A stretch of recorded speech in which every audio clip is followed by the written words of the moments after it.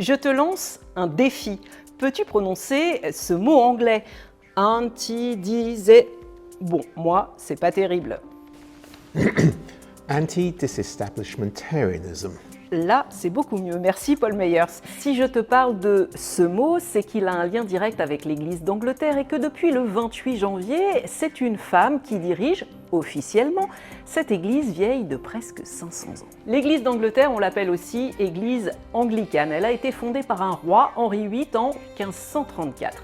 Henri VIII, c'est un homme qui aimait beaucoup les femmes. Il en a eu 6. Elles n'ont pas toutes eu la vie facile. 2 ont été décapitées. La première ne lui a donné que des filles. Résultat, il a voulu divorcer. Mais l'Église catholique ne l'autorise pas. Il a contourné la règle et tout simplement créé sa propre église. Ce n'est pas le pape qui en est le chef spirituel, mais un archevêque, l'archevêque de Canterbury. Et pour la première fois donc, c'est une femme. En quoi ça te concerne? Même si tu n'es pas croyant, si la religion, ça n'est pas ton truc, cette nomination montre que les institutions les plus anciennes peuvent évoluer. Et sur RFI, on suit ça de très près. Cette archevêque, c'est donc Sarah Mullally. Elle a 64 ans. À 40 ans, elle change de vie, elle reprend des études de théologie, devient prêtre, puis évêque, avant d'être nommée au poste le plus important de l'Église d'Angleterre. Qui l'a décidé? Bon, en Angleterre, religion et pouvoir sont encore liés.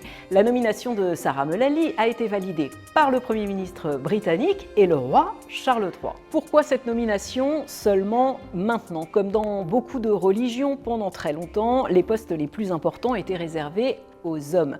Dans l'église anglicane, les femmes peuvent devenir prêtres depuis les années 1990. Les prêtres peuvent d'ailleurs se marier et avoir des enfants. Sarah Mullally est très impliquée dans l'égalité homme-femme au sein de l'église. Et au fait, ce fameux mot, eh bien, ça veut dire être favorable au maintien de l'église anglicane comme religion officielle du pays. Mais si tu veux épater tes copains, c'est surtout l'un des plus longs de la langue anglaise. Il a 28 lettres et tu n'as plus qu'à t'entraîner à le prononcer.